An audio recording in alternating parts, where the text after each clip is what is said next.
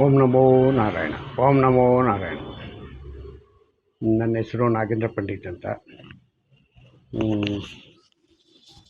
ಈಗ ನಾನು ಏನು ಹೇಳ್ತಾ ಇದ್ದೀನಿ ಅಂದರೆ, ಒಂದು ಸಣ್ಣ ಸುದ್ದಿ ಏನಪ್ಪ ಅಂತಂದರೆ, ಬಾಗಲಕೋಟೆ ಮತ್ತು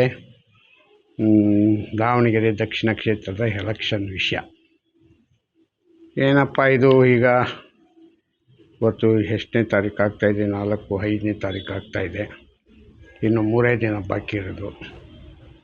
5, 6, 7, 8ರಿಂದ ಎಲೆಕ್ಷನ್ ಕ್ಯಾನ್ವಸ್ ಇಲ್ಲ. 9ನೇ ತಾರೀಕು ವೋಟಿಂಗು. 3 ದಿನ ಇರೋದ್ರಿಂದ ಸ್ವಲ್ಪ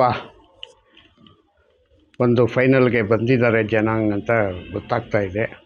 ಇವತ್ತಿನ ವಿಷಯ ಪ್ರಕಾರವಾಗಿ ಎರಡೂ ಕಡೆ BJPಗೆ ಒಲವು ಇದೆ. ಆದರೆ ಇಲ್ಲಿ ಮುಸ್ಲಿಮ್ನವ್ರ ಓಟ್ನಿಗ, ದಾವಣಗೆರೆಯಲ್ಲಿ ಮುಸ್ಲಿಮ್ನವ್ರ ಓಟ್ನಿಗ ಬದಲಿ ಮಾಡೋಕ್ಕೆ ಏನು ಬೇಕೋ ಅದಕ್ಕೆ ಕಾಂಗ್ರೆಸ್ನವರು ಭಾಳ ಸಾಹಸ ಮಾಡ್ತಾಯಿದ್ದಾರೆ.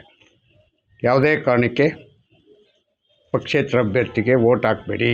ಪಕ್ಷೇತರ ಅಭ್ಯರ್ಥಿಗೆ ವೋಟ್ ಹಾಕಿದ್ರೆ ನೀವು BJPಗೆ ವೋಟ್ ಹಾಕ್ದಂಗೆ ಹಂಗಂತ ಹೇಳ್ತಾ ಇದ್ದಾರೆ. ಇವು ಹೊಸ್ದಾಗಿ ಉದ್ಭವ ಮಾಡಿ ಬಿಟ್ಟಿರ್ತಕ್ಕಂಥ ವಿಷಯ. ಪಕ್ಷೇತರ ಅಭ್ಯರ್ಥಿಗಳು 14 ಜನ ಏನೋ ಇದ್ದಾರಂತೆ. SDF ಮತ್ತು ಮುಸ್ಲಿಂ ಮುಖಂಡರುಗಳು ನಿಂತಿರ್ತಕ್ಕಂಥದ್ದು. ಅದರಲ್ಲಿ CM ಇಬ್ರಾಹಿಂ ಅವರು ಒಂದು ಕ್ಯಾಂಡಿಡೇಟ್ಗೆ ಸಪೋರ್ಟ್ ಮಾಡ್ತಾಯಿದ್ದಾರೆ. ಮತ್ತು ಇವರು ರೈತ ಸಂಘದ ನಾಯಕರೊಬ್ಬರು ಸಪೋರ್ಟ್ ಮಾಡ್ತಾಯಿದ್ದಾರೆ. ಒಬ್ಬೊಬ್ರು ಒಂದೊಂದು ಥರ ಸಪೋರ್ಟ್ ಮಾಡಿ ಯಾರು ಏನು 10 ರೂಪಾಯಿ ಕೊಡಲ್ಲ. ಸುಮ್ಮನೆ ಬಂದು ಪೋಸ್ ಕೊಟ್ಟು ಒಂದಿನ ಇಲ್ಲಿ ಕೂತಿದ್ದು ಹೋಯ್ತಾರೆ ಅಷ್ಟೇ.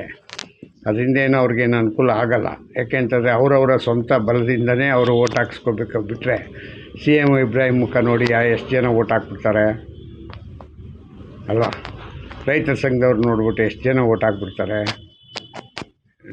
ಹಿಂಗೆ ಎಲ್ಲ ಸುಮ್ಮನೆ ಬೇಡದಿರ್ತಕ್ಕಂಥ ವಿಷಯಗಳನ್ನೀಗ ಮುಂದಿಟ್ಕೊಂಡು ಪತ್ರಕರ್ತರಿಗೆ ಸುದ್ದಿ ಕೊಡೋದು. ಒಟ್ಟಿನಲ್ಲಿ ಸುದ್ದಿನಲ್ಲಿರಬೇಕು. ಎಲ್ಲರೂ ಸುದ್ದಿ ಆಗ್ತಾ ಇರಬೇಕು. ಜನರು ಅವಾಗವಾಗ ಆತಂಕ ಆಗಬೇಕು. ಅದಕ್ಕೆ ಏನು ಬೇಕೋ ಅದನ್ನೆಲ್ಲ ಮಾಡ್ತಾ ಇರ್ತಾರೆ. ನನಗೆ ಗೊತ್ತಾದಾಗೆ ನಾನು ಯೂಟ್ಯೂಬು ಮತ್ತು ಸೋಷಿಯಲ್ ಮೀಡಿಯಾಗಳಿಂದ ಬಂದಿರತಕ್ಕಂಥ ವಿಷಯದ ಪ್ರಕಾರವಾಗಿ ನೋಡೋದಾದರೆ, ಈಗ ಶ್ರೀನಿವಾಸ್ ದಾಸ್ ಕರಿಯಪ್ಪ ಮುನ್ನಡೆಯಲಿದ್ದಾರೆ. ಕಾಂಗ್ರೆಸ್ನ ಸಮರ್ಥ ಆಗಿ ಹೆಸರೇನೋ ಸಮರ್ಥವಾಗಿದೆ, ಆದರೆ ಕ್ಯಾಂಡಿಡೇಟ್ ಸಮರ್ಥವಾಗಿಲ್ಲ ಅಂತ ಜನ ಹೇಳ್ತಾ ಇದ್ದಾರೆ. ಅಷ್ಟು ಒಲವು ಕಡಿಮೆ ಆಗಿದೆ. ನೋಡಬೇಕು. ಯಾಕೆಂದರೆ ಮುಸ್ಲಿಮ್ನವ್ರಿಗೆ ಹಿಂಗೆ ಅಂತ ನಂಬೋಕ್ಕಾಗಲ್ಲ. ಮುಸ್ಲಿಂ ಪೂರ್ತ 80,000 ಓಟು ಒಂದೇ ಕಡೆಗೆ ಒತ್ತುಬಿಟ್ರೆ ಏನಾಗ್ಬೋದು ಅಲ್ವಾ?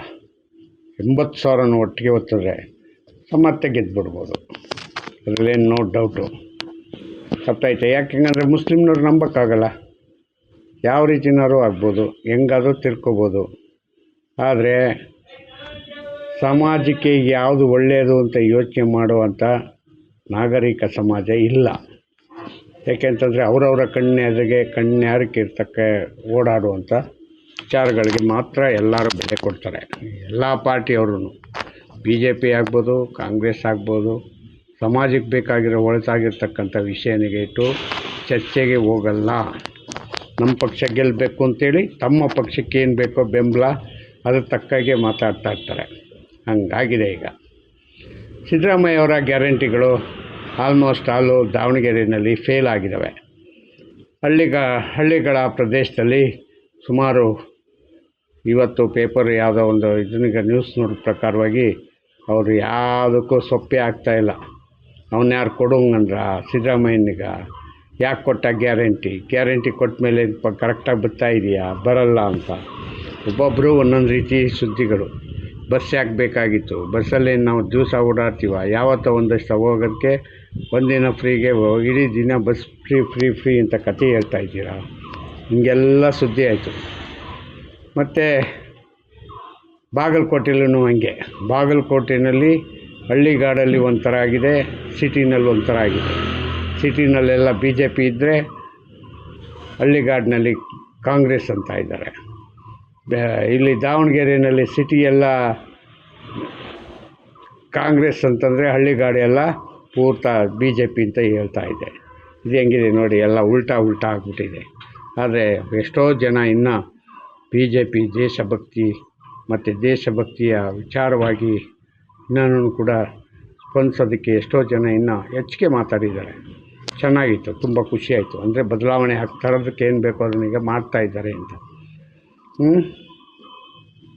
ದಾವಣಗೆರೆ ಗ್ಯಾರಂಟಿ ಬದಲಾವಣೆ ಆಗೋದ್ರಲ್ಲಿ ಡೌಟ್ ಇಲ್ಲ ಹಂಗಂತ ಒಂದು ಪತ್ರಿಕೆ ಹೇಳಿದ್ರೆ, ಇನ್ನು ಕೆಲವು ಪತ್ರಿಕೆಗಳು ಸಮರ್ಥ ಅಭ್ಯರ್ಥಿ ಅಂತ ನಮ್ಮ ಮಟ್ಟಿಗೆ ಇದು ಮಾಡ್ತಾರೆ. ಎಲ್ಲ ನಾನು ಹೇಳ್ತಾ ಇದ್ನಲ್ವ ಮೊನ್ನೆ ಎಲ್ಲ ಇವರು ಅಷ್ಟೇ, ಬಾಗಲಕೋಟೆಯಲ್ಲೂ ಕೂಡ ಅಷ್ಟೇ BJPಗೆ ಗೆಲ್ಲುವ ಎಲ್ಲ ಲಕ್ಷಣಗಳು ಇದೆ.